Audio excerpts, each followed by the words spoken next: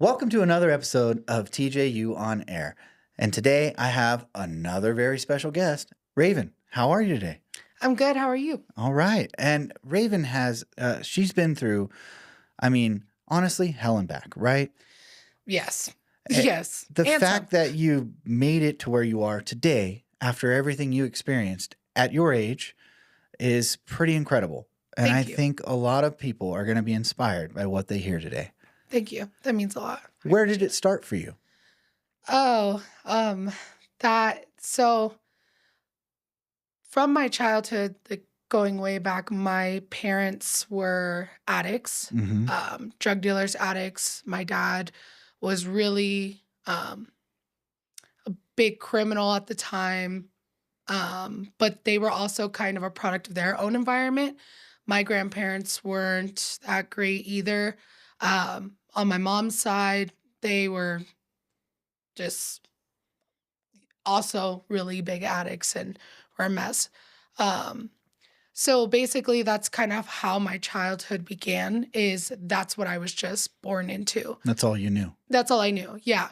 So I was just kind of born into that type of lifestyle. Um, Growing up, my parents had a lot of issues financially.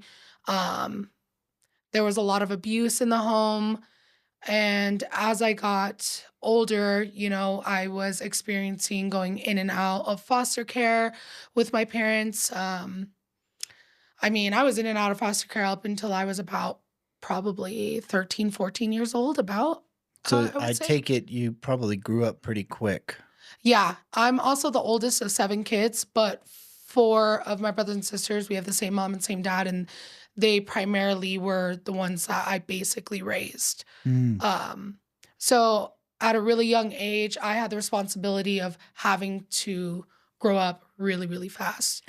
Now, when you were younger, did you, as a child, was there any homelessness involved or anything like that? Or? Yes. So there was several times throughout my childhood where we experienced homelessness. There was a lot of times where it was just my mom with 4 kids under the age of 6 by herself. I think she was like maybe 24 at the time.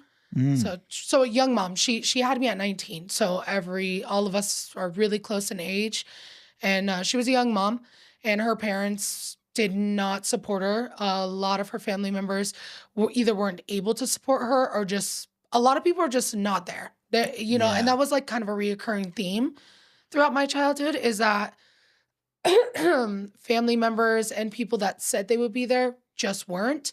So we kind of did it on our own. And some of the homelessness we experienced, I grew up in Las Vegas. I was born and raised in Las Vegas. Okay. And a lot of the homelessness we experienced was in Las Vegas. I remember being a kid, we lived at Shade Tree, which is one of the homeless shelters out there. I Hmm. think it's called Shade Tree. And I remember it was a while back. I remember living there a couple times. I do remember living at multiple people's houses, a lot of addicts' houses. So anybody who's been around that type of lifestyle would understand not really a place for a kid. Yeah. Um, When you were just when you were a kid and you were homeless, you were at the shelter. Were you ever outside in the elements? yes. And were Yes. you like a tent, kind of camping, or in a car, or what was that like? So I'm pretty sure we've stayed in a car before, not for a long period of time, but we've stayed in a car. We've also um from there's so much like there's like so much to say, like just there was a lot. There's just a lot of times where we had to sleep outside in the rain. No one would answer, nowhere to go. About how old were you? I would say probably between the ages of 5 and 7. Oh, wow. Yeah. How much do you remember of that? So, because my experiences were really traumatic, there's a lot that I don't remember, which Hmm. is a part of CPTSD, which I have been diagnosed with. Um, so I remember bits and pieces of my childhood, but I can't remember it like continuously. Is there anything that stands out that you do remember? I just remember like honestly, just the living conditions that I grew up in, just a lot of like crime going on. There was like several times where we would have a SWAT team bust down the door as little kids because of what my parents were involved in. Yeah. Um, just remember so many times where just a lot of crazy things happen, like, you know, cars being blown up because people owed money and, being evicted after eviction after eviction after eviction. There's actually like not a lot of baby pictures of us. Like we have a very small amount because of the amount of times that we have been evicted. Mm. Um, I just remember living in every suite you can think of in Las Vegas, I've lived in all of them, every Wow. single one of them. And all of that at a very young age. Yes, yes, yeah, at a very, very young age. It was a very interesting, interesting childhood. I'll tell you Yeah. that. Yeah. What when you were a kid, do you remember like what you would do to pass the time or what would you do for fun? Honestly, play outside. I mean, that's what we did. We played outside. We climbed trees. We beat Yeah. each other up. I mean, I laugh because it doesn't seem like that's the norm anymore. But like yeah. when we were younger, that was just what you did. You Well, went that's. outside. I mean, that's all we had to do. I mean, we had nothing. We were really poor, like really, really poor. I'm talking about there was times where we went with no lights for months on end, no water. I mean, no food in the cabinets. I remember we had we lived in a abandoned trailer, right, in a senior complex. So we weren't allowed to be in there. Kids are not supposed to be in there. And we were living there. And I remember my mom wasn't there because, granted, my parents did a lot, but my mom, she did try. She Hmm. did try. Um, but I just remember that there was these Twinkies that were inside the cabinets and they were hard as rocks, literally hard as rocks. And me and my brothers and sisters, we were like pelting each other with them Oh man. like to pass time. Yeah. We do stuff like that, play hide and seek, Yeah. Hide like and seek. Is there any other games that you remember? cards. Cards. Cards is a big one. VHS tapes. I What mean, card game? we play Trace. I don't know if anybody's ever played Never that. heard of that one. Really? No. Speed, Trace, Trash, Garbage, War. Okay. I like I've some. only heard of a couple of those. So, like definitely played War, played Speed. So Yeah. that's it's interesting because when you don't have much, you make do with whatever you have, and you still have a good time. You still enjoy your time with your siblings or Hmm. friends and whatever it is. You don't necessarily have to have the awesome Nintendo or great whatever it is, or Yeah. um, yeah, but that sounds like a pretty tough childhood. It was rough. I mean, even in foster care was probably the roughest part of it. How old were you when that started? So foster care was on and off between the time that I was a small infant up until I was about 13, 14. On and off. So your mom would get you back and back Yes. and forth. So it would be like 2, 3 years we were in there, then we would be back, and then we'd go another Wow. year, and then we'd be back, and then a couple months, and then be back. So it was just like an on and off situation. I had some really scary experiences in foster care that I went through. I mean, I had scary experiences all through the childhood, but foster care Is was, there any of them that stand out that you'd like to share? yeah, totally. I mean, I do remember. So when I was a little girl, I remember we were placed with this family, and it was just me, my brother, and my sister. And our littlest sister, she wasn't there yet. She wasn't. I think my mom was pregnant with her at the time. Hmm. Um, so we all lived there, right? They were very.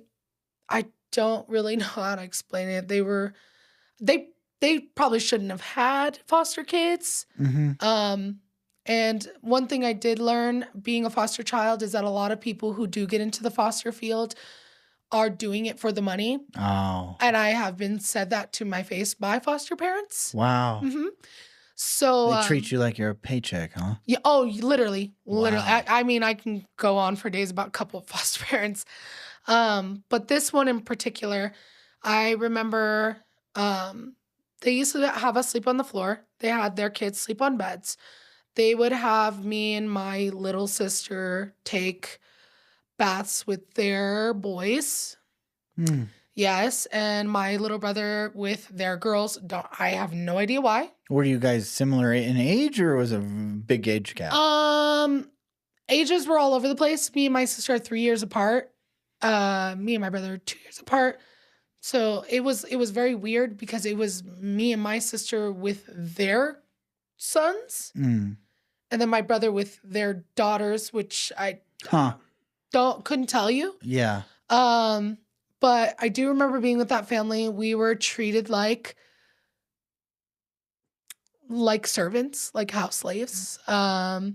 We were kind of like banished to a room. This is not the first time that that happened in my childhood where this kind of same thing occurred. But I do remember there was a time where me and my little sister would be requested to go to the adult room Mhm. when we were little girls. And when we were requested, I just there there would be a bunch of men in the room, all smoking blunts, drinking like 40 ounces, whatever the case is. And they would tell us to do whatever. I blocked out majority of whatever has happened. Yeah. But I can tell you about one time I do remember that they had my sister go in there and they told her to use the restroom in front of her and they gave her a lollipop for it, whatever. And I just remember as a small child, I knew that we were in danger and I got up in the middle of the night and I was like just I when it comes to my sister and my family, I've always kind of fallen into this role of protector. Yeah. And this is like a reoccurring theme throughout my entire life where I have taken things on that so that my brothers or sisters never had to experience those things. And when that had happened, I snuck into the room knowing I would probably get beaten. And I stole one of the phones and I called the police. I just remember that when my caseworker had got there and the police had got there, mind you, I'm like a 7-year-old child, Wow. 6 or 7-year-old child at this point, probably even younger. I know it was between the ages of 5 and 7, somewhere around Yeah, well, that's that a lot ballpark. to not only take in, but to do, or like for a 7-year-old, Yeah, like to make those decisions and take action at that yeah, moment in time. That's pretty mature. yeah. I honestly, I never really had a choice. You know, I was responsible for Yeah. my siblings, so I've always kind of just had to just figure it out. You So when know. they showed up, what happened? How did it go? So when they showed up, they did end up arresting the man who was responsible for all of it. I remember the last thing that this man said to me, and I'll never forget it. While I was being put in the caseworker's car, was, um, "I will find you one day and I will kill you." Um, just called me a bunch of dumb little, And you were bitches 7. and stuff. Yeah, little girl, tiny little girl. Wow. Terrified out of my mind. That scared me for a long time when I was a little girl. Did that stop you from doing things like that again when things like that happened? No, because we had to fight our entire childhood. Yeah. There's so many situations where we literally had to fight. Literally, whether it was fists or whether it was talking our way out of things. I especially me, I learned how to become a chameleon very early. Mm. So What do you mean by becoming a chameleon? So by becoming a chameleon, what I mean is that I've learned how to act in certain rooms and how to be um For your own for safety. my own safety. Yeah, Got it. it's a flight or fight thing that I just kind of developed from my childhood. Yeah. So, if I feel in fear or in danger, you'll see a whole different side of me. Mhm. If I'm with a certain group, you'll see a whole different side of me. And it's not necessarily those aren't me. It's just I have to be a certain way to maintain my own safety. Yeah. No, Mhm. no, I mean, that's you just learn, you adapt, you Yeah, do exactly. what works. Yes. Oh, man. That's amazing that, like, regardless of feeling threatened, having that fear instilled in you, and you still do whatever it takes to make those right decisions and call people out or, Yeah. take the necessary measures to keep everybody safe. Yeah. Yeah. That's a Definitely. lot. That's just like It's a lot. pretty badass. I'm not gonna lie. Thank you. Thank you. Yeah. Yeah, there's man. I sometimes it feels like I've lived so many lives like a cat. Mm. Like when I look back now from now to my childhood, it's like, whoa, I really went through all that stuff. Like, Do you have like kind of a I mean, you probably have a lot of thoughts and feelings toward the foster system. yes, 100%. Um, one thing for me is my dream is to become a foster mother Hmm. at one point. And Um, do it right and be a and good do it one. right, Yeah. exactly, and show kids like I feel like even the kids that are deemed by society, which I don't see them that way, as damaged, which Mhm. I was considered and my siblings were, because we were, It's ridiculous. I yeah, don't understand why everyone would ever consider that. we But were we were rough and tough kids, man. We were hustlers. We'd argue with anybody. We'd fight. You know what I mean? But that's what we knew. yeah. That's all we knew. I mean, when you're growing up in like, I mean, I grew up in like the hood, like, like gunshots, drive-bys. I've seen people get axed right in front of me, like I mean, that's the kind of lifestyle that we were in. So that's all we knew, Yeah. but because of that, we were seen as like damaged or battle children, you know? Hmm.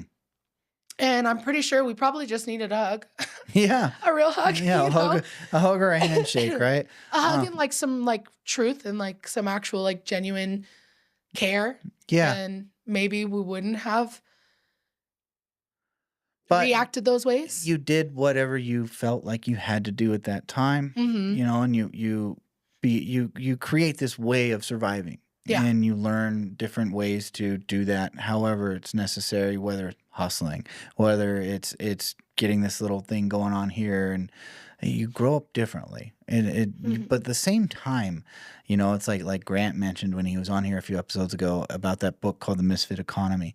And you learn a lot of things that you can apply to life later that Oh, yeah. you don't realize at that point in time, you Oh, yeah. know? 100%. Yeah. I mean, Definitely. and they are like good things to know. It is valuable. If you apply them correctly to your life now, you can really accomplish some amazing things. I 100% agree on that. And I feel like that's like one of the reasons, like everything that I've learned from my childhood has given me, I don't regret anything I've went through. Those are Hmm. experiences.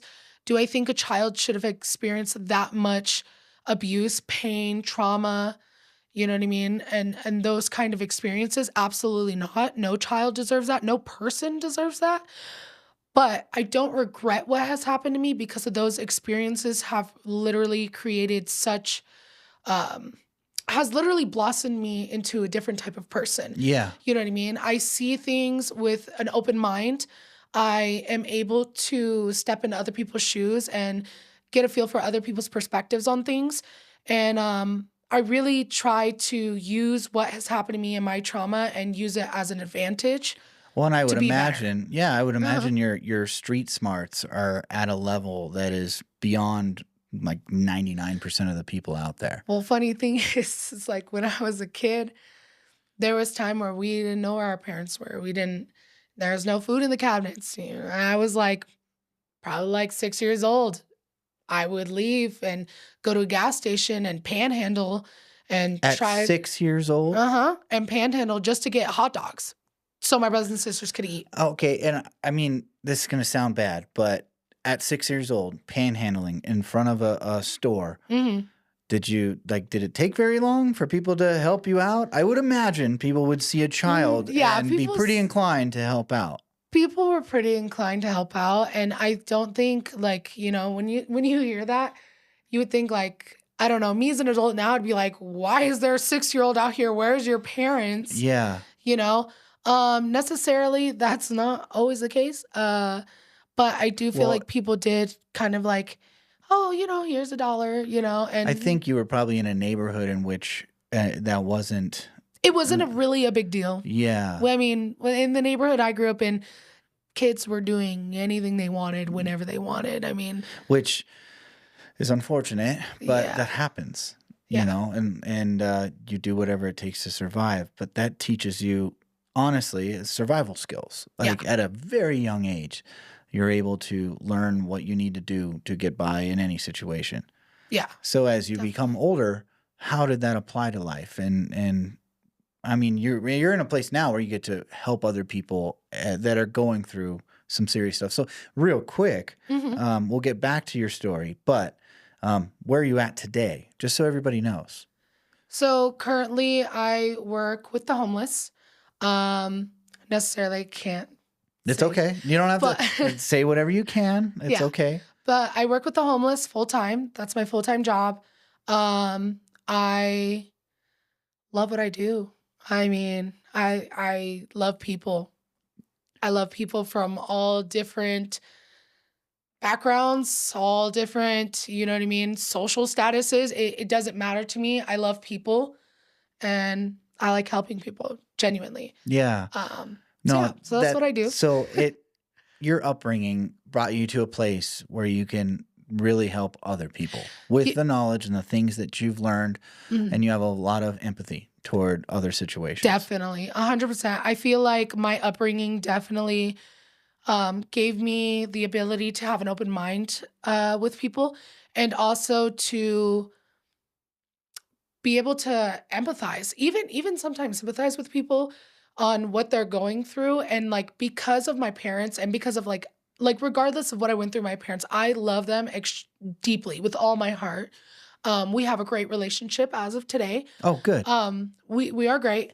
Um, I have learned a lot of things from my experiences growing up. A lot of people that I grew up around were the same type of people I see on the street in the homeless community. So Yeah. it's not something where it's like new to me, you know? So it was easy for me to kind of adapt into that, but also to be able to understand their perspective, and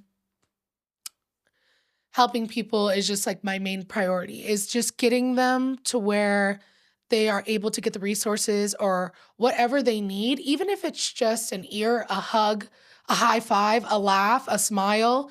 If that's what they need to get through the day, then I'm all for it, you know? That's awesome. Yeah. Yeah, no, and I mean, you literally went to the school of hard knocks, and Yeah. like Oh, yeah. you can't exactly just sign up for that school. I Hmm. mean, you can put yourself through it, but I hope no one ever does purposefully.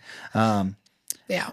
but you did it, and Thank you. so I mean, I just can't imagine being that young, panhandling. Like that image is stuck in my head now. Oh, man. But If I I'm told you all the sure stories, there are many more stories tons, just like that. tons. Any of them that you really stand out to you. Ooh, um, I mean, my childhood was literally insane. When I say insane, I mean, But tell us how. Like, I so, mean, you imagine it. It's in your head right now, yeah. but we don't know. So, like, enlighten us a little bit. So I grew up in a very, very, very abusive household. Um, my mother was very out of it, for a lot of her adolescence. She was Mhm. really young when she had me. Yeah. And when she got with my father, you know, I mean, she went from one abusive household, extremely abusive addict household to another and then got pregnant with me at 19. So it was like my mom is just really a product of her environment. Mm. And I feel like a lot of her was broken and she tried everything she could, but I feel like there was times where she just wasn't And you're the there. oldest, right? Yes. So, unfortunately, with anybody that is the oldest child, like that's the one that the parents learn everything with. And at Yes. that point, she still had a lot to learn at that age, I'm sure. Yeah. So, you ended up becoming somewhat of a parent yourself, it sounds like. 100%. Yeah. I would even sometimes I even consider my siblings to this day like kids of my own, Yeah. even though I don't personally have any children. They feel like my children in a way. And I'm sure, like all things considered, your mom was still trying. She was still doing what she thought was right Yeah. in that moment in time. Well, But She did what she could with what she had. I will say that much. And she didn't have a lot of support. I couldn't even imagine being the age she was and having children and being in that lifestyle and not knowing how to get out of, like, the people that my mom was around. Um, we're talking about rapists, murderers, straight, like, real criminals, real gangbangers, real bad people. And that's just the people that were around when I was a child, Yeah. and my dad was involved with some of those people, a lot of those people, and so, like, she really was kind of stuck, and my dad, and he had a lot of anger issues. Um, as a child, I do remember he had a lot of abusive stuff that he did to my mother, and him and my mom would fight. So there was a lot of screaming, broken doors, broken glass. I mean, But a lot of that was in relation to like the things that they were consuming and doing at the time. I can agree on that. I definitely feel like the drugs had a huge part in that. And now that those have been removed, right? Like those are out of their lives, the abuse and the other things are gone, I assume. Yeah. No, yeah, Yeah. definitely. And so, like, my mom, for example, she did eventually get us out of foster care. She actually joined the army. Oh, So yeah, that was a cool. huge turnaround for her. She joined the army. She was able to get us out of foster care. I think it was about 13-ish at the time, 14-ish, somewhere around there. That is how I got out of foster care. Okay. I will say she was doing really well. She loved the army. She did have a huge setback again, in my teen years, which caused me to be an angry teen and do a lot of things that I regret to this Well, day. at the teenage years, it doesn't take much, right? Oh We're yeah. we're all pretty rebellious and ready Yeah. to do some dumb stuff And in a and like, you heartbeat. could only imagine. I mean, I was 16. I didn't really have any parents. I had nobody that cared. I had brothers and sisters I had to take care of, and I grew up in that lifestyle where it At was that crime, age, did you kind of like your home life when you were 16-ish, give or take a year or two? Were you in a place, in a home, kind of on your own, taking care of your kids? Were you the one in charge? Were you able to like do whatever you wanted in the household? So by the time I was 16, my parents were around. I don't remember if my dad was, because my dad's kind of been in and out of my life, Okay. for the most part. Um, but I do know my mom was there. My mom was battling with her addiction again, so she was addicted to meth. And I don't know if there was other things, but I do know meth, and my dad as well. And I do know that she would try to get off of it, and there was moments where it was like awake for 2 weeks at a time, and then completely knocked out. You couldn't even shake her awake. She'd be gone for about 2 weeks. When So those it times would was happen, were you like, hey, come over to my house, we can literally do anything we want? pretty much, yeah. Yeah. My house did become. I will say though, my mom is one of the kindest souls Yeah. I've ever met, and I feel like I get a lot of that from her. She opened her door to anyone who ever needed help, even when she was battling her own financial issues and addictions. So I will say that. But I just remember, like, there'd be times where she was gone, not there. I mean, sleep for hours and hours on end. I was out running amok. I was hanging out with men who were way too old to be hanging out with me, gangbangers and people doing bad stuff and drinking, and you know what I mean? Luckily, I never fell into addiction. Okay. It's one of the things that, I'm blessed to never have experienced that. I think Um, being around parents that are like, for me, my parents always smoked cigarettes, right? And mhm. and like I wanted nothing to do with them. Yeah. And I think it's interesting how kids grow up around a certain thing that their parents do all the time, whatever it is, and want nothing to do with it. Like they learn from their mistakes. And in a Yeah. way that's great that you were able to do that. It sucks they had to go through that and your life was that way. Yeah. But it also taught you so much. And luckily you didn't have to go through it yourself. Honestly, I'm thankful for Yeah. that. I'm Yeah. thankful for that. And honestly, none of my siblings really, none of them touched it we just said, "Nope," Yeah, because I mean, I remember being a kid, teenager, whatever. You always have that like you would call it like the cool kid with the cool parents or whatever, where anyone could go to their house, they could do whatever they want, and like that was the place where That was everybody kinda would my do the house. dumb stuff, whatever. And that's what I was assuming that was your It place. was. I mean, my house was our house was basically a trap house. I mean, that's kind of like what we grew up in, like, was a trap house. I mean, Yeah, it was in and outs, people selling drugs. I mean, we had people over there partying, wake up, I don't know who this guy is on the floor, who's eating all of our snacks in the kitchen. Like, I'm stepping over people to get to school, like, and that's kind of like, and it kind of went on for a really long time that was the situation.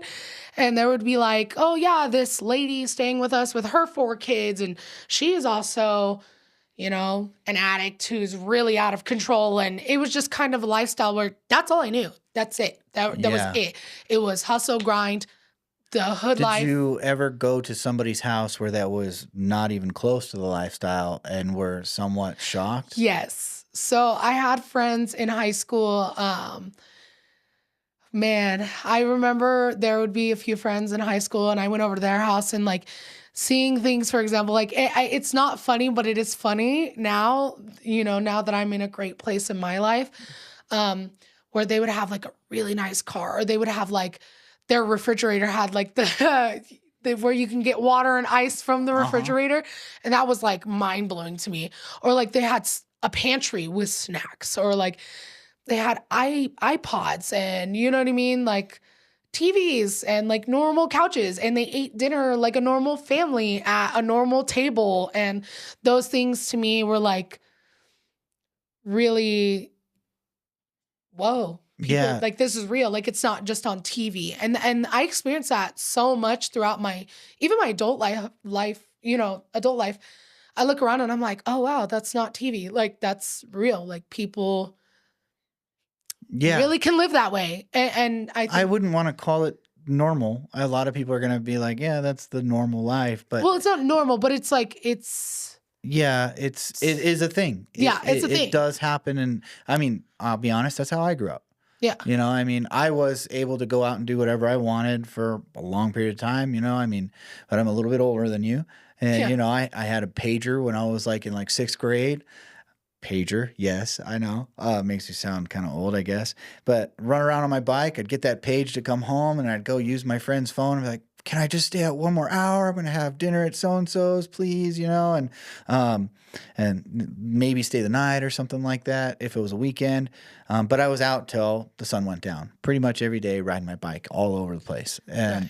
but my mom would always have dinner ready. I could invite anybody over. I remember I would ride my bike to school the moment I was allowed to ride my bike to school. I did. I was so excited to do that. I wanted to be independent, not go in the car.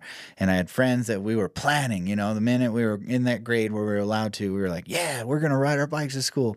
And then they'd come to my house in the morning. My mom would make us pancakes and stuff. And I did have some friends who were like, whoa, your mom like makes you breakfast. Like she's here in the morning with you. Like, this is crazy. And then they'd want to come over all the time. I could say I experienced that too with some of my friends, where like I wanted to be over there all the time. 100%. But I do feel like in a way too, where everybody always wanted to be at our house too all the Yeah. time, because we were kind of like doing whatever. Like, I mean, and Yeah. don't get me wrong, there was some good times in some parts of my childhood. I would say the earlier years were probably the worst foster No, care if I years. was a kid and I was that age, I would have wanted to hang out at your house because that's where my head was at. It's like, Yeah. nah, I don't want this. Like, I don't want whatever my mom's making. I want to sit at a table with my family. Like, let's go Yeah. hang out and do whatever the heck we want, you Basically, know? yeah, we were running amok, man. We used to do all types of crazy things. Like stuff I look back and I'm like, "Oh my lord." Yeah. Like, I mean, we would climb trees, we would ride bikes. I mean, we would go all the way to the mountains on our bikes. We would go up there, we would kind of like build our own little homes out of what was leftover scraps of people left in the A desert. little like fort kind of thing. Yeah. Yeah. I mean, we did have some fun in our childhood. I mean, that's all we had to do. I mean, I always feel like when there is a pain point in any situation in life, you have to have some sort of fun. You have to, or Yeah. it'll break you. And that's a huge thing that I mean, I use at the shelter too, working. But also in my childhood, like there's times where we would build huge forts with like whatever sheets we had in the cabinet, and we would invite everybody over, and we would have huge food fights in the backyard of like the Section 8 housing that we were living in. And we would have the whole neighborhood bring out like bags of rice and ketchup and whatever, and we would beat each other up with everything. But it Um, was like in a good way, like having fun, like not like, yeah, yeah. I mean, there's always bad stuff, but like, there was a everybody lot of takes things a little too far sometimes, yeah, especially when you're yeah, of that age. course. Yeah. I do remember this is terrible. This is absolutely terrible. Now that I'm older, I'm like, oh my Lord. Oh, I But can't wait to hear we this. would wake up at like 5 or 4 in the morning, right? Because we knew like other people's parents be sleeping, whatever. Yeah. We'd have multiple kids from the neighborhood sneak out. We'd fill up grocery bags with whatever we could: water, eggs, mustard, ketchup, rice, carrots. It didn't matter old beans that have been in the cabinet since the 1970s. Uh-huh. Anything we could find would go in this bag, and we would like tie it up, and everybody would wait out in the front of the housing Yeah. area we were at, and we would throw it at cars. And that was like our My thing. It was God. a huge like, oh man, we did it for so long. And now that I'm older, I would be like, oh, I would lose my marble if If somebody you were threw the one something in at the my car car. and it Yeah. hit you, yeah. Yeah, but I mean, Oh man, I I'm did telling you, we stuff were like running that amok. too. We didn't really have a lot of supervision, and we didn't have anyone to really look up to either at that time. I mean, so we were running amok, and the older I got, the more of amok I ran Yeah. until I hit about 19, maybe. Okay. Yeah, about 19 is when I started to turn things around. Oh, all right. Yeah. Well, and like I said, addiction was never really a part of anything. Did you at least like experiment at all? You Yes. tried things, but it never really stuck. Yes. So I did try things. The one thing, I mean, there are several things I would never try, but I mean, what my parents were addicted to, never wouldn't even look its way ever. But yeah, I've experimented with things as a kid. Yeah. I dabbled a little bit. You're a teenager, your friend hands you whatever, and you're just Well, like, if you're "Oh, around all the whatever." people and it's always there, you're Yeah. like, yeah, why And it not? wasn't really looked down upon. I mean, half the friends I hung out with were either way older than me, or they were my age, and everybody wanted to be like the hardest. Oh, I'm Yeah. so cool. I And sell, I met, yeah, a lot of them were selling stuff, yeah. and yeah, I Yeah. imagine, So yeah. like that's a lot of the experiences. Just I don't know. I guess you can call it hood culture. Yeah. That's what it was. No, Yeah. I get that. It's funny you say that because I remember a story of not to like get away from your story at all, but a little bit like I did something similar to that once, and I had my little brother with me, and he was like I think like 4 or 5, and I was with all my friends that lived in the trailer park, and we went over to the railroad tracks, and we went over to an overpass, and we grabbed whatever the heck we could find, and I found the stakes, the railroad ties that hold down the Hmm. actual, the railroad ties, like what are the stakes they pound in for that, and I threw it off, and I hit a car, Oh and no. I heard it like swerve and honk, and the windshield broke, and all of us got super scared, and we went running, and we went down into a tunnel in the sewer, and we hid in this sewer tunnel. But my brother's with me, and I'm 6 years older than my brother, so he's super young. Like I said, about 5. I'm like 11, and he's like so scared. So we just start like singing a song in the Oh, tunnel and like trying to make Zach feel better. And then the cops heard us singing and oh came down and they're like, no. hey kids, come on out, and oh man, my parents were so pissed I after that. believe it. I But believe luckily, the it. person didn't press charges. Just like dumb kids being stupid, whatever. It's okay. Nobody was hurt. Everybody was okay. But like, yeah, I don't think kids do as much stuff like that. And I'm not saying that any kids out there should do anything like Yes, please that. don't. Please Do don't. not. Don't We are not listen. condoning We this are not behavior. condoning. But at the same time, I feel like that was more common when we were younger. Yeah, I Stuff like mean, that. I also feel like, in today's society, a lot of kids are not as outside Now, as they used to iPad be. kids or whatever. Yeah, so Yeah. I mean, I feel like kids used to, especially if there's not much supervision, you're bound to get into You some could just trouble. You're play Grand kids. Theft Auto or whatever and do stuff like that in a video game so you don't have to actually hurt anybody in real Yeah, life, I right, guess. right. Yeah. I mean, Maybe that's not that bad. I don't know. Yeah. maybe right, maybe it's not that bad. I mean, we were bad kids. I mean, we used to go around and like we would open car doors and then we rob people's cars. Man, we were bad kids. I mean, I wouldn't Jeez. even say let's not say bad kids because I don't think we were bad because we did have good hearts. I think that we were kids that had no guidance, No, no it direction, and no understanding of what well good behavior looked like. And so we just did whatever we wanted, no, you that's all know? you knew. It seemed okay. Like that's Yeah. what everybody else did. I mean, we would set things on fire. Oh man. We got kicked out of every single apartment complex in, I would say about 4 blocks. We were so argumentative and we literally didn't listen to what anybody said to the point where like when my brothers and sisters would go to school, they'd be like, "Oh, another one. Oh, Mm, man." But it also was that we just didn't take anything from anybody. We didn't care how old you were. We didn't care who you were. You could be a cop. And at my young age, I didn't care. I didn't care yeah. who you were because at that time, the only people that I were there for was to protect my siblings. So demanding respect because of your age didn't mean anything to me back then. Um, so I did not have a filter. I would argue to the death. I would sit there and, act Just a some punk kids. Yeah. yeah, I was one of them. basically. I I mean, know. there's a lot of Yeah. times where I think necessarily it was probably deserved. Some of those people deserved it because people do take advantage of kids. They do. Yeah. A lot of people take advantage of kids, and a lot of people take out their even in school, like take out their own stuff on the children, and a lot of times those people kind of deserved it.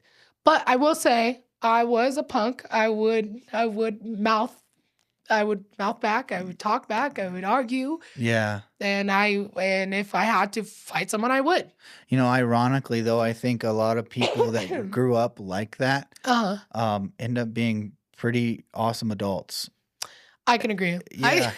I No, share that kind of stuff with a lot of yeah. people, those same experiences and growing up, like, being a punk kid. And it makes you different when you're older. You're not trying to be a punk anymore. You're not trying to cause a bunch of ruckus or problems. And you're more sympathetic to the young punk kid that is doing it. You might be able to Yeah, teach them a little bit and guide them a little bit better because you were once there. They might 100%. actually hear you out a little bit more when you explain one of your stories too. And I'm sure you get a lot of that now with the Uh-huh. people that you're working with, 100%. Yep. sharing your experiences, and people trust you a lot faster, right? 100%. No, Yeah. definitely. I feel like my experiences, even like you said, current punk kids now. Yeah. I mean, because of all of my experiences, I feel like it's just easy. I wouldn't even say to get them to trust me because that's not how I feel when I think about it. What I feel more so is like, it's just easier for me to understand them. It's just Yeah. easier for me to understand where they're coming from, to understand their feelings, to understand why they're doing the things that they do, and like be able to maybe give them some wisdom that I've gained, over the years. And like, don't get me wrong, everyone always has room for improvement. I don't think I'm the wisest, but I do think I have put a lot of time into myself and my self work, Yeah. um, that I have a lot of wisdom to give to other people that may necessarily have nowhere to get it. Again, you went through the school of hard knocks. You Mm, experienced a lot of things that nobody else has ever experienced, and yeah, you gained knowledge from that. yeah, You had no choice but to learn from the things that happened to you. So, yeah, totally. You have a lot of knowledge to share. yeah, Like I said, street smart. yeah. You're up there, man. So, not everybody else is very street smart. There's people that are very book smart. And it's rare that you see people that have both. I have And so both. you got both. I graduated. So that's that when I was 19. When I was 19, I went through a little rough patch. But that's where it initially started, Mhm. is where I decided I no longer wanted to live in the atmosphere I was living in. Um, I never one of the things is growing up in that lifestyle, I never understood that I could have anything but that. And it's a really crazy mindset shift that you experience going through that type of lifestyle is when you realize that you can have more than what you have ever experienced, that those things are possible, that you can reach those levels.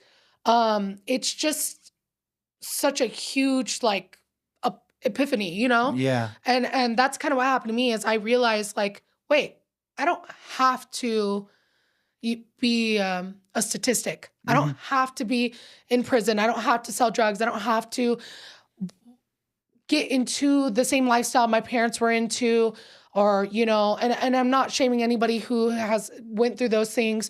You know what I mean? You have to do what you have to do to survive. But I've at been there. any point in time, you But can you do can something. evolve, Yeah. you can evolve. And that to me was so mind-blowing that I really decided like I'm going to try it.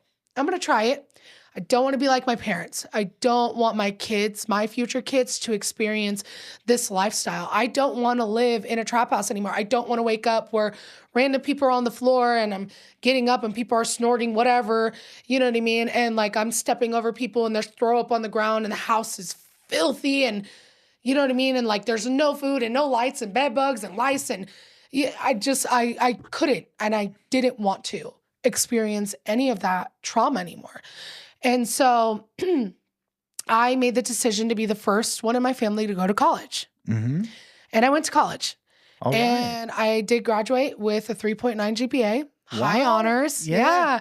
I went hard, man. It was so hard. I was working a full-time job. What did you go to school for? So I went to school for criminal justice with an emphasis in forensic analysis. Okay. Yeah, I had big dreams of being a homicide detective. That was like Oh. the goal. Do you still want to do that, or So has that goals changed. changed? Okay. That changed. I as I got older, I realized like that was a huge passion for me.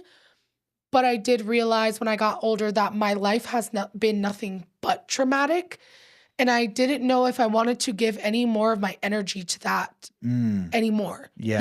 Yeah. And like, although the work that I do now, there is a lot of trauma and pain there too. But it's not that traumatic. Exactly. Yeah. And I told myself like, don't get me wrong, love it. Every night I watch Forensic Files. No, but I just felt like I didn't want to add more Mm. than was already there, Like I had already experienced so much. Like, and if we had the time to go on and on for days and I could go into the amount of things that I've seen or experienced or the abuse I've went through, I mean, we'd be sitting here for I don't know, the whole Okay. month. Well, But with that being said, we don't want to sit here for a month. exactly. But what's one of them? Well, so I was with a foster family.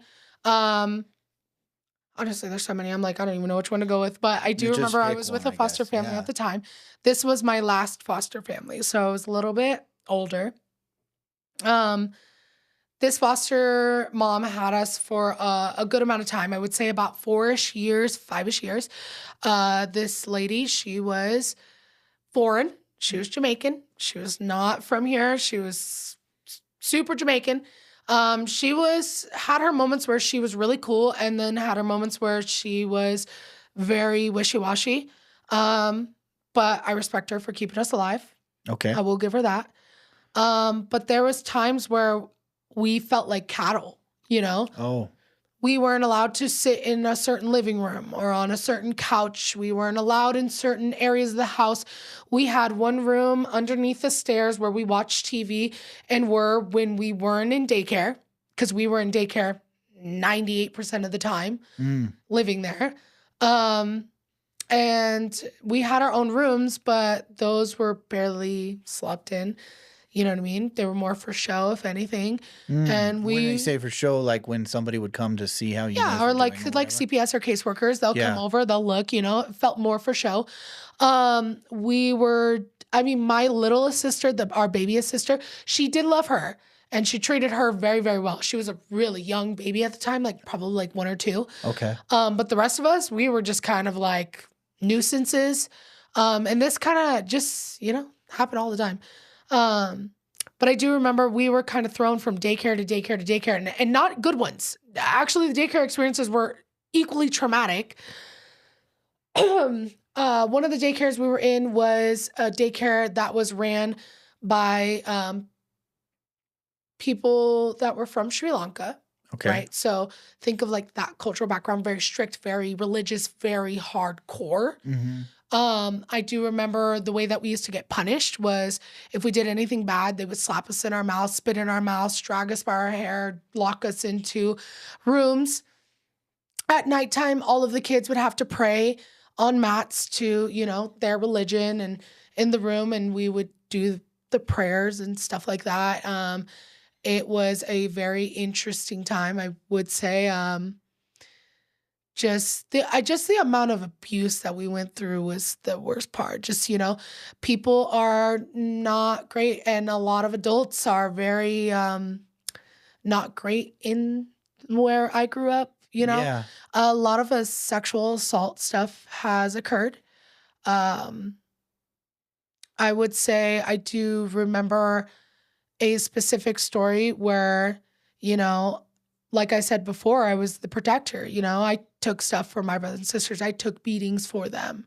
Mm. I've taken, sexual stuff. Wow. So my sister didn't have to. When they showed interest in her, it was redirected back to me. Yeah. I do remember there was this one time where I was with my little sister in that foster home, and there was a man there, and we didn't know who he was, right? We were given everything under the sun, right? He was our foster mom's uncle, our foster mom's boyfriend, our foster mom's brother, our foster mom's cousin. We didn't know who he was.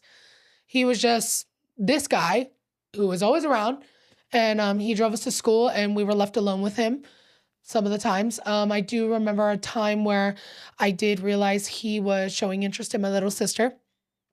And he told me and her to sit on his lap. And I immediately, because of everything I went through, I don't know how to explain it. It's just a feeling, Mhm. right? You get this like some spat's gonna happen in your gut. Yeah. And he told us to sit in our lap, move closer. It's getting really weird and touchy. And within seconds of that happening with my little sister being there, I came up with a plan, like a diversion. And I told my sister, like, hey, like our foster mom, she's calling you. She's calling you. You hear her? She's upstairs. Go, go, go. She's gonna get mad. Thank Thankfully, my little sister, unfortunately, has been through the school of hard knocks too. But at a young age, at like 7 years old, she caught on really quick. And she was like, oh, okay, I'm going to go. You know, and she ran upstairs and she caught on to what I was doing. So when things were happening, she did the same thing. Hey, screaming from the top of the stairs, Raven, she wants you, get up here. Now, she said, get up here now. And we just kind of like saved each other. And Mm. there was a lot of that where we were all each other had. So Yeah. we saved each other constantly. Those are my heroes. I'm their hero. Those are my heroes. You know, me and my sister Aaliyah, she was the one that I was the closest to. There was a lot of times where me and her had went through everything together. Don't get me wrong, my brother, he's been through some stuff, but there was times where we were separated. We at one point in our childhood, the foster care system lost us completely. Really? Nobody knew where we were. Nobody knew where any of Where us were were. you? So me and my sister, we were placed with the family, but my littlest sister, my brother, my parents at the time were freaking out. Casework's freaking out. Nobody could find us. So there was a huge span of time where my little brother was gone. Nobody knows what happened to him. Nobody knows. And I think there's things that happened to my brother that he won't even talk about to this day, that have heavily affected him going through that experience. And so like just my sister and me, we were always together. Yeah. We were stuck. She was my glue. And there's actually a really heartfelt story I could tell you about that. That'd be great. She loves the story. She tells us all the time. But there's when we were taken away from our mom, I remember it was on Valentine's Day. I remember we were staying in a Seagull suite with another family. Well, people that were not great. Uh-huh. And they had their two small children there. And the girl, she had the same name as my mom, so it's like hard, whatever. But basically, she uh she was dating this guy, and I remember my mom and the other girl were not home, right? So we were left home with this man. We don't know. My mom was trying to do better. She was working at Walmart at the time, trying to get us food. I remember there was no food in the fridge. We were really hungry. So that was a part of that story. Um, but I just remember my mom was gone. This dude, I don't know what he was doing. He brought people over to the small Seagull Suite. And you can imagine if anybody has been in a Seagull Suite, it's think of like a room, just a room, and like maybe a door with another room. And that's about it. And it's tiny. It's like Just a it's a bed. studio, like just It's a bed. Yeah. basically a hotel room with a microwave and a fridge, if you're lucky. If you're lucky. Yeah. Yes, 100%. So basically, he was bringing his friends in and he was doing drugs in the bathroom. Okay. Mhm. So he's snorting whatever, shooting whatever. Where is this getting heartfelt? This still sounds so bad. It gets better. It gets Okay, better. all right, keep going. It gets it gets better. So I remember my mom, she had came home on her break, right? Because there was no food in the house. So she had brought us some like grapes and yogurt and stuff like that, right? So I remember her coming in, and I do remember my mom was fleeing DV Mm. as well. My mom was constantly fleeing DV.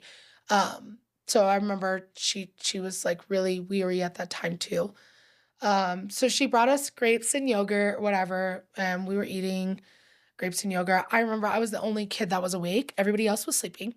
It was really late at night. I had laid down. My mom was like smoking a cigarette, whatever. My mom had went back into the room, seeing that the guy that was there, he had a shotgun in a pants leg, like in a pants leg, and he was walking in and out of the house. I forgot to mention that. He was walking in and out of the house with it, doing who knows what with his friends. And my mom was freaking out because she's like, my kids are here, they're sleeping. You have this random people in Mhm. the little apartment. You guys are shooting up. You know what I mean? You have drugs and like guns and you know what I mean? So I hear the commotion in the room. And I just remember he got really violent with my mother and it started to lead out into like the living room area. And at this time I pretended to be asleep, right? That was a lot of the time I pretended to be asleep. It was Yeah. default mode. Um, so I pretended to be asleep and I just remember him pointing the gun at my mother. In that moment, it was just like a reaction for me. I had got up and I had slapped the gun down and it shot through the ground. And Wow. yeah, it ended up pieces had went through my foot. Oh, no. Yeah. Yeah. So it shot through the ground. Um, it was, I don't even recall exactly what gun it was. Shotgun, AR, one of the Was big he ones. about to shoot your Oh yeah, mom? 100%. He was in they were doing meth. They were So you just think, they were out of it. They were just gone. I mean, at that point, you saved your mom's life, 100%. but not your foot's. Not my foot's life. No, Yeah. your foot's still here today. Yeah, my foot's still here. But I do but- have like fragments, like I have like a little like on the bottom of my foot. If Yeah. you feel the bottom, there's like a Just- little fragment still in there. I guess thankful it wasn't a slug and it was actually a Right? shot. Yeah. Jeez. Yeah. Oh, So man. I just remember like it was really insane. But I remember police that came, it was a big thing. My mom was finally just trying to get us in the right place. But I feel like my mom was always put in a position where she was trying, and then like just the environment she was in would just keep ripping us from her. Yeah. But she also had to deal with her addiction as well. And that's a major factor. I mean, if she wasn't on what she was on, she probably would have figured things out faster, but I don't blame her for that. My dad at the time was, I don't even know, somewhere in Colorado doing whatever.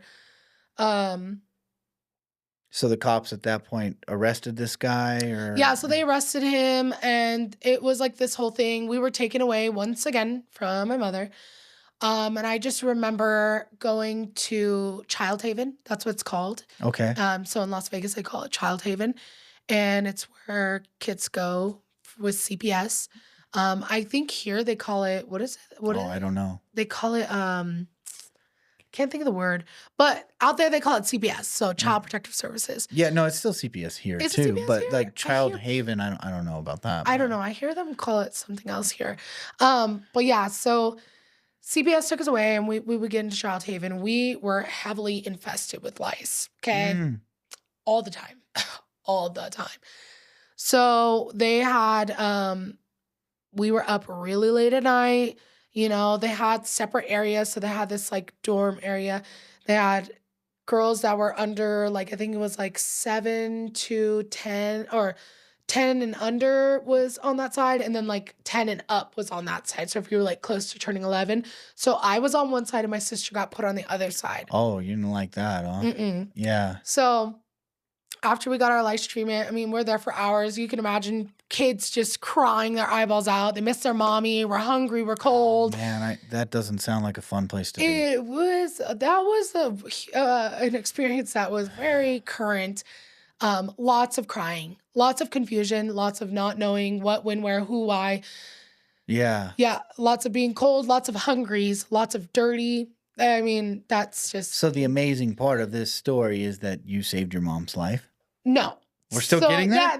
yeah. Okay. So Okay. that yes, that part is amazing. But the part that is heartfelt is me and my sister Aaliyah, were so connected, so heavily connected, and like we were glued, like glue. They separated us, right? Yeah. So because they separated us, my little sister, she couldn't sleep. And this kind of goes to also the idea of like kids who go through extreme stuff, they become really smart, hmm really young, Yeah. right? And in a way, they can figure out how to get out of situations and figure out how to create situations. You know what I mean? And at the time, I think she was really young. I don't remember if it was like she was really young. Could have been 7. All these times were like all bunched together, but about I would say 7-ish, 8-ish, maybe. I remember she peed her bed on purpose, right? Mm. She didn't have a bedwetting problem.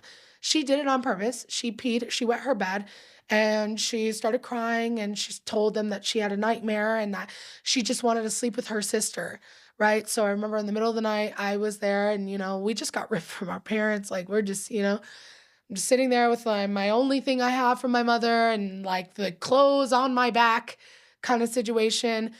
And they bring her in there and she's crying and she comes and she gets into bed with me and then they walk away and she tells me, she whispers to me and she goes, I pretended to pee in the bed so I could come sleep with you because I don't want to sleep alone. Uh-huh. And it just kind of like, it's a heartwarming story for me, I guess. Like, No, no, that is, I yeah, mean, it's just that's how inseparable you guys really are. yeah. And to this day, are you guys still Oh close? yeah. Oh yeah. I'm Yeah. close with all my siblings. I love all of them. They piss me off, but I love all of them. No, I'm That's what just kidding. They don't siblings piss me do. off. They're great. That's They're all what great. I siblings love do. them. I love all mine too, but yeah, they piss me off sometimes. Yeah. Sometimes. But to be fair, I dish it out too. I dish it out too. Oh, I Yeah. can imagine that they Yeah, get pissed people off at meet me my too. brother and they're like, oh, Nate's your brother? Oh, wow, he's the nicest guy ever. And my brother's like, no, he's not. He's like, No, he's not. You you didn't don't grow know up him. with him. You know what it was like.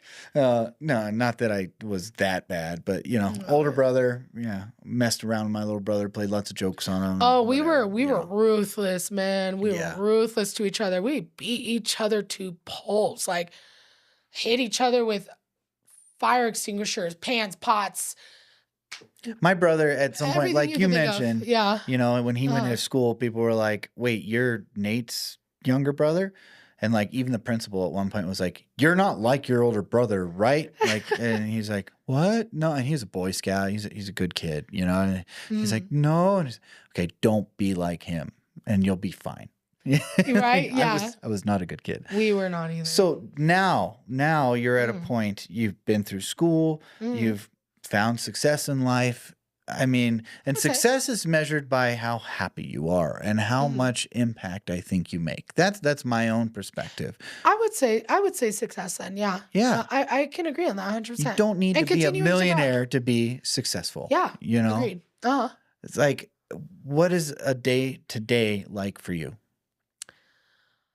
A day today for me, honestly, I mean, I work. I'm actively working on things behind the scenes as well, besides like just my day job, Mhm. which is working with the homeless community, which I mean, love it, adore it. I'm also trying to work on businesses and I Stephen last time came and said about the nonprofit, and that's something that I am also involved in, Nice. trying to help out with, get back to the community, you know. Yeah. But I am just kind of just striving to be better, and I am working on actively undoing a lot of trauma, you With all know. the trauma you experienced at a young age, does that affect how you treat people today, good or bad? I would say I would say healing is not linear. Do you find it hard to trust people sometimes? Yes. Yeah. Yes, I do, and sometimes others I'm way too trusting with. Mm. I feel like with me, the process of my healing and like what I've been doing with myself is really trying to unlearn things and Mhm. rewire my brain. And one of those things that I struggle with is boundaries, right? Ah, yeah. I didn't understand boundaries as a kid.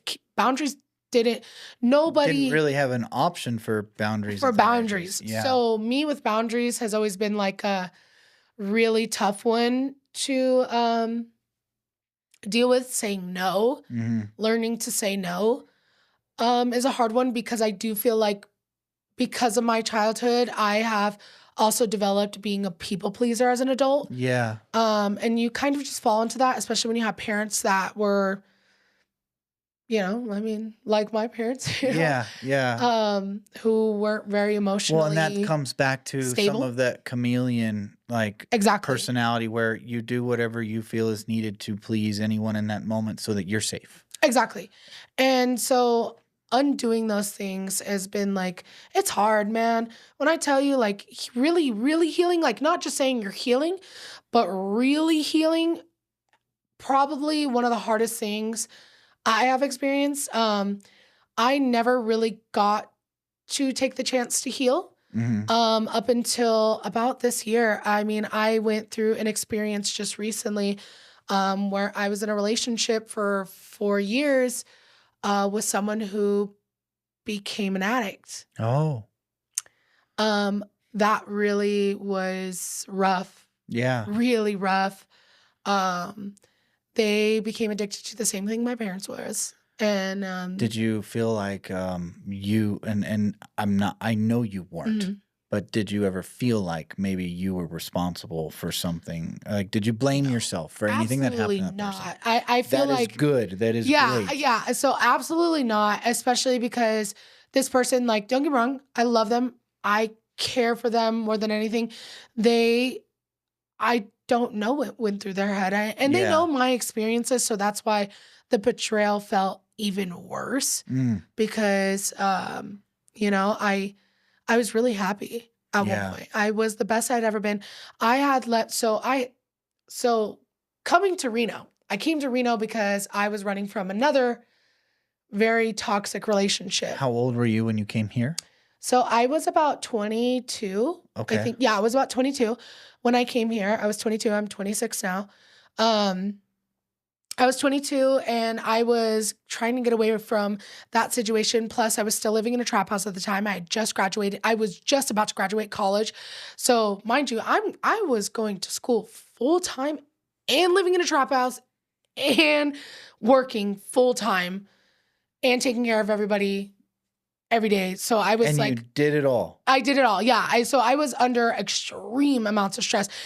There was nights where I'd be doing 20-page essays and I would just be bawling my eyes out because there was like I couldn't figure it out, and there was so many people in and out of the house. We never locked the door. People just came in and out, in and out, in and out all day long. Music's playing. People are partying every night, and I'm just like locking myself in a closet, trying to get these 20. But I did it. You did it. But I No, did you it. did it. Yeah. So, and I graduated with 3.9. So that, I No, no, mean, I yeah. did it. You know, Say I it gotta 10 give more myself times. a little Like that pat on the is, back for that one. yes, Yeah. yes. No, that is incredible. And that is Thank you. inspiring for anybody else out there that is maybe in something Yeah. similar to that, thinks they can't do it. I just have to remind myself because sometimes I do forget the amazing things I have accomplished, and Yeah. I mean that in the humblest way possible. But there's a time where you have to kind of like pat yourself on the back. I Totally. did that. You I can figured be it out. humble and still be proud and confident and Mhm. happy with yourself. Yeah. You can talk about your accomplishments without sounding, like you're bragging. Yeah. That's Yeah. okay. Yeah. Yeah, it's So good. It's good. it's something I'm learning too, is knowing that because I consider myself a very humble person. So I'm always like, oh yeah, it wasn't that big of a deal, you know. Oh, don't worry about it, you know. No, I mean, and even I can be like that sometimes. Yeah. People, when I introduce myself to people, I never, ever go like, yeah, I have this many followers. I've done this and that. Yeah. Like, You're just like, I'm yeah, just I got a me. little page on the internet. I do this and Yeah. that. And it's not, that's just the way I am. But Yeah, that's not how I am sometimes I either. actually probably should say a little bit more of what I've done or because people don't realize. And, maybe they'd take me a little bit more seriously, or maybe we could gain more from each other if we both knew where we stand. Yeah. So sometimes being humble might actually not give me the best opportunities when I'm out and about and talking with other people. So maybe, being a little bit more confident and not bragging, but Yeah. talking about my accomplishments would be a Yeah. good thing. I think that's something, yeah, that's something I'm also like learning as well. Like it Mhm. doesn't have to be seen that way. Um, you can say, hey, like I accomplished X, Y, and Z. Like, yay, good for Yeah. me. You know what I mean? And yeah, so just basically wanted to say I'm proud of myself for that. When I look back now today, I'm like, whoa, like that's a crazy time. But If you could go back and tell yourself, something that if wherever you were struggling the most at your life, if you could go back to yourself at that moment, what would you say? there's so many things I would say. If I could go back to You only that, got like one sentence. What but if would it I got be? one sentence, I would say, um, oh, that's a hard one. That's For a second, I was like, man, she's on top of it. She's gonna have that in no time. But No, yeah, that's a hard one because there's so many things I would say. I mean, I would tell myself that, you know, truly, I know this is gonna sound so cliche and corny, but it's like all good. truly believe in yourself, like truly love yourself, Mm, truly like realize that you are the only thing stopping you from anything you want to do in the future, or you're the only thing, you and fear are the only thing that's stopping you from what you could do. And I think that's a major thing, like your confidence, every self-love, just trying to evolve, constantly evolving, never staying stagnant. That's a big one too. well, and then if you ever get to a point in the future where Mhm. you feel like you're in a you don't know where to go next, or you're at a stalemate, you're not Yeah, evolving anymore. You can always come back to this episode and take your own I advice. can. Yeah, you're right. Yes. No, 100%. And I feel like that's kind of been like my main thing is like when I had left Vegas, it was kind of, well, more like I was running from Vegas. Hmm. I had ran from Vegas to Reno. When I moved to Reno, I had been in fight or flight mode for so long, right? And I experienced, so I also really experienced like depression. Mm. I've had a couple suicide attempts in my childhood and in my adult life. Um, I struggled with anxiety and all these things. The only thing that was like the most prevalent that I knew about was my depression, Yeah. right? And like when I moved to Reno and I was no longer playing mommy, big sister, uh, housekeeper, glue You keeper, were just just you on your own. everything. When I finally got to sit alone and was by myself, was an insane experience. Like all of these emotions had literally rushed over. I didn't even know what I was feeling. I remember because I did get a therapist, right? Mhm. Therapy's great. Please go get therapy. Like, it's the best thing I ever did. I know people look down on it, but it's the best thing I ever did. Yeah. Um, but basically when I was in therapy, there was things like when I look back to those conversations when I first moved to Reno, there was things like, for example, I didn't feel comfortable to even step out of the house. Like, I don't know how to explain that. Like, I felt wrong. Did you feel like maybe before you were just distracted with everything else going on, taking care of everybody and everything else, That I other than yourself, that when all that you have left to look at and deal with is was you, myself, you and feel lost and alone. that was insane. Like, Yeah. that feeling was insane because there was so much trauma and like mental health stuff that I never had the chance to It address. all came at once. It all came at once. So it was like I was having waves of like depression, anxiety, confusion, guilt, fear, anger, all at the same time, and so lost and so alone and just so I just didn't understand. I didn't What understand my what purpose. how did you get through it? So lots of therapy. I had a great therapist and we worked through it. But honestly, just when you are ready to address that immense amount of trauma, Mhm. you'll know. Um, and it's not easy because you have to sit with yourself.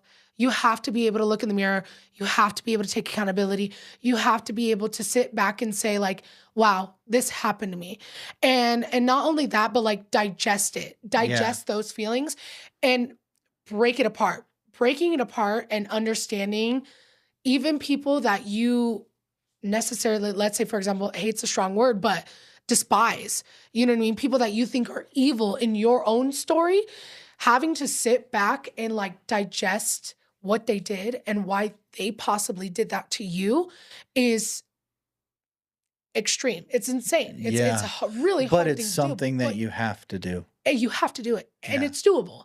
It is doable, but you're gonna experience a lot of things. You're gonna It's gonna be experience uncomfortable. it's gonna be uncomfortable, and you have to learn to sit in that uncomfort to get to the next level, I Yeah. would say. And I'm still growing. I'm still actively, heavily working on myself and still going through my own healing process. I mean, it's what, 26 years of trauma? Yeah, and at 26, you still have so much So left, much, yeah, so you much more know? life to experience, you know? And like, I just feel like I still to this day am still rewiring and retraining myself on things that I had experienced or seen or grew up to learn as a child Yeah. that I haven't been able to even get over those hurdles. I will say though, working in the homeless community now, I has fast tracked A lot of a that? lot of that healing Uh-huh. because talking to some of these guys out there, guys and women out there, and hearing their stories and their experiences and seeing the things that they go through and being able to mirror yourself in them, Mhm. like seeing a part of yourself, right? You don't feel so alone. It's almost like I'm healing. I don't feel so alone, but I'm also healing that inner child in me by being a teacher to them, Yeah. seeing it from a different perspective and taking on the role of like, if I was a role model to myself at that time, how would I handle this situation? What would I say to this person? You know what I mean? And I do that a lot, honestly, out in the field, you know? Raven, I can't believe where you're at 26. Thank you. And I think the entire world is very excited to see you grow and Thank you. continue to evolve throughout the rest of your life. You're going to make a big difference in a lot of people's lives, including your own, Thank you. and accomplish some wonderful things. Thank you. I'm Appreciate that. curious, you work with the same community that I'm out there helping. Yes. And, what have you ever heard any feedback about what I do? So Lay it on me actually, if it's bad. I don't care. no, no, no, no. I haven't heard anything negative about you. Okay. Nothing negative. I'm cool with the constructive I do criticism. I can see always your improve and evolve, right? right. Yeah, oh, we all Yeah. can. I do see your hats all the time. I see Cool. some of these guys like, I mean, I, I love the homeless community. There's some cool people. There's Yeah. some people that make me laugh, cry. Man, there's some people that like get so excited to see me. It's It's awesome. But I have some of the guys there that are like, come and be like, I just met his name. Like, he gave me his hat and like, yeah, yeah, like, look at this or rock it. You know, I'm like, dude, you look awesome. That's awesome. You know, Yeah. and like, I've seen you. Yeah. We've Yeah. ran into each other working out there. So like, you know, I think you're doing a great job. I love what you do out there. And I kind of have the same feeling in a sense as like, you know, Steven, who was on here, and he said, like, you give them a shot at another day, and that that next day could be the day that I could give them resources or I could Yes. point them in the right direction to get out of their situation. So honestly, it's a team and group effort, and I love it. I love that everybody is kind of just, you know, I love to hear pitching that in. perspective though, that people are excited, like, "Hey, I just met him and he just gave me this. Check this out." Yeah, Like they're so cute. that's so cool People are because so cute. I love people them. don't always show that side when they Uh-huh. meet me, you know? So to hear about it afterward, that makes Oh, me really happy. when you're Yeah. around, like when you, because these guys, I work with them every day. I see them every day. Yeah. I wake up at 7 in the morning and they're the first people in my face every day. So at that time, you start to develop like such a huge personal relationship with them. And Yeah. I'm a professionally personal, but like you develop a relationship with these people, and like, so you may experience like a hard version of them. Whereas like I've been there for, I don't know, 3.5 years, almost 4 years. It depends when I see them and where they're at and That's who true. they're That with. is true. And That that's is true. again why I I can agree like on to that. work with people individually. Hmm. Like I like to find them. Hmm. I don't want to say this is like sound weird, but I like to find people when they're on their own, when they're alone, and Yeah. and I'm alone myself. So it's just kind of a one-on-one thing, and we Oh, can yeah. get to know each other well. There's no barriers there, or very few, or we can Uh, break them down quick. yeah, 100%. Because when people are in a big group and they're all hanging out with their friends, you know, it's like different person. You Well, know? also, it's like another thing too is like living on the streets is kind of like a whole different world. And like a lot of people at home that have never experienced that, like you wouldn't know what that is like unless you're there and lived it. And unfortunately, I had no choice but to live through that. But also, like now I work in it. So trust is a major thing out there, But you know? I mean, And it sounds like, you know, you've grown a ton, and uh-huh. most people that would have gone through or have gone through a similar situation or upbringing that you did, uh, their barriers would be up real strong, Oh and it yeah. would be really hard for them to trust anyone, to Yeah. even converse with people, Hmm. to get anywhere in life, like with other involved with other people. Especially around other people in the same community. Like, don't Yeah, get me wrong, that community can be the most giving and selfless community I've ever seen, but it is also can be very scary, and it yeah. can be No, very I get it. I see it all the hardcore. time. Yeah. Yeah. So like certain people, like you said, certain people that are around, you'll get a different vibe because they Mm. have to play a part. Chameleons, Yeah, you know? yeah, That's what I like to say. Oh, chameleons would, you know? yeah. Um, You be what you have to be wherever you're at to survive yep, and get what you need, yep. and it's a survival thing. It's you just have to adapt, you Yeah. know? You're adapting to your environment and your circumstances, and, like, you see a lot of that out there, you know? A lot of these guys are adapting. So that's, like, you know, some of the, like, reactions you'll get out on the streets is depending on where they're at, they're gonna be different, you know? Yeah. And I do feel at, like, where I work, you know, because it's a closed off space and because there's, like, you know, safety measures and stuff. You see a different side of You people. see a different side of people, Yeah. a lot more. Don't get me wrong, there's a lot of, you know, There's stuff that a goes lot of down stuff, over there, but, but like, yeah, you know, they have a different level of safety than sleeping out on the streets or on totally. the tracks or by the river, where they can kind of put their head down and for the most part, they can sleep in peace, you Mhm. know? And I'm not saying, you know, people are crazy and do crazy things, but, you know, But it's there. It but is. it's It's there, all good. but it's just less there, and so, like, you get that chance to see a different side of people, Do you you have know? any advice for me or any questions? Um, Maybe both. n I would say I would like to know what has been your most heartfelt experience? Something that really got to you, like, something that touched your soul that you'll never forget doing Oh, this. um, that's like a let's see, the I don't know. I mean, the best one, and I always go back to this one because it's just one of my favorite stories, and it's when I drove cross country with James and seeing him.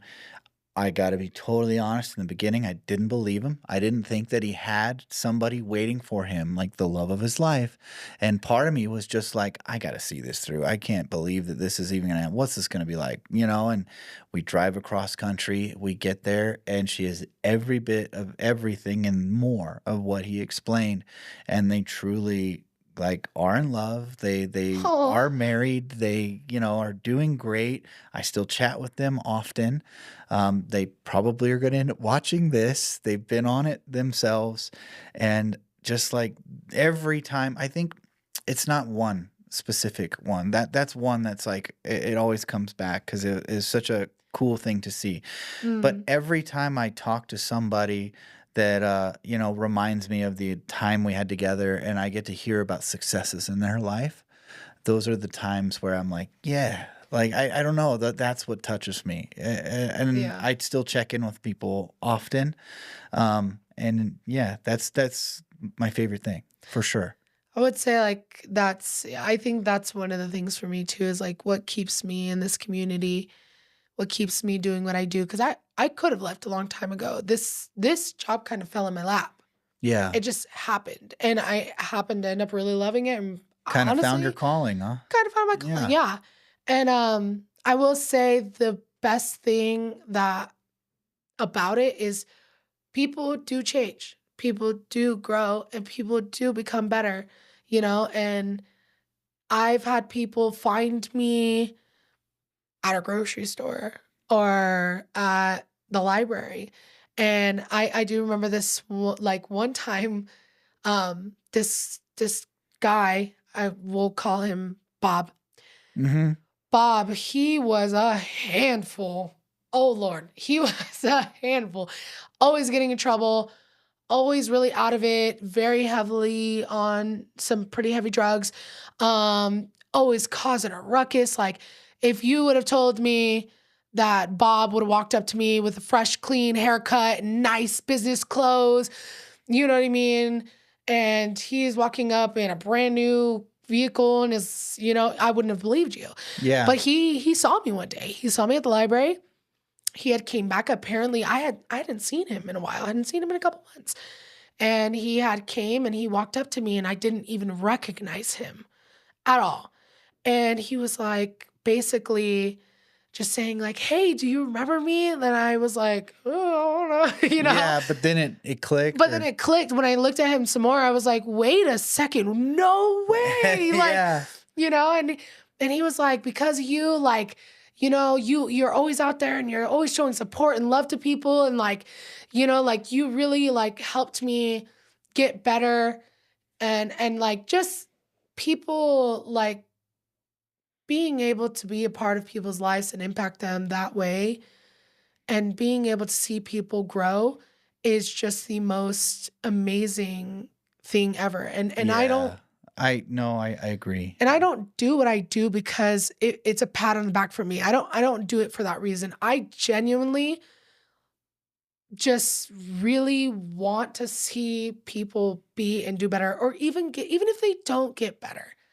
The fact that they have another shot, another day, a person that I didn't have that I can be that for them in their lives, like I pride myself on going in there every day and talking, some of these guys, they just never felt special. They just Yeah. never felt heard or seen. And I've sat with so many of them for hours, laughed, cried with them, hugged them, told them like, "You got this, man, you can do it. I believe in you," or even sat with them and taught them how to create an email or, you Yeah. know what I mean? And like, just being a part of that and like having people like sought me out to come tell me that I helped them live another day, especially people I've done ODs on, Mm. that I've literally brought back to life is just Yeah. unexplainable No, feeling. that's Yeah. it's amazing. That's So so I cool. so I completely understand where you're coming from in that. Like just, watching people bloom, Yeah. blossom, Yeah. Yeah. No, or that's re-blossom. yeah, Yeah. that's the best part. Like that's definitely what I enjoy the most, and a lot of people out there don't get to see that part because it happens when Yeah. casually whenever you're out and about. Yeah. Um, well, I think there's lots of things people can take from this conversation Oh, and yeah, apply definitely. to their lives and be inspired and learn from everything that you've been through. If you've done it, so can other people. Yeah. Yeah, that's Yeah. awesome. I can agree. I can Thank agree. you You guys can do so it. much for coming Yeah. on the show. Of course. I hope it wasn't as nerve-wracking as you thought it would be. A little bit. I'm so Okay. All nervous, but it's right. not that bad. But I would like to say too, though, just for viewers that don't know much about the homeless community or they watch these videos but never experience, um, I like to say this saying where you really don't realize that every person around you is one misstep away from experiencing homelessness, Mhm. right? And like that is something that people should keep in their minds when they feel like when they're placing judgment. Yeah. I've met people that have had it all and then had nothing, or people who had nothing and then ended up having all, you Yeah. know? And so like keep an open mind and, Hear just people out. yeah, Talk hear to people them. out, smile. Yeah, Tell someone they look good today. Shake their hand. It makes a huge difference. it does. It does. It It really does. does. Well, one more question, and then, Yeah. it's the one I ask everybody. Yeah. Hug or handshake? Definitely a hug. All right. Come on now. Yeah. Nobody said handshake yet.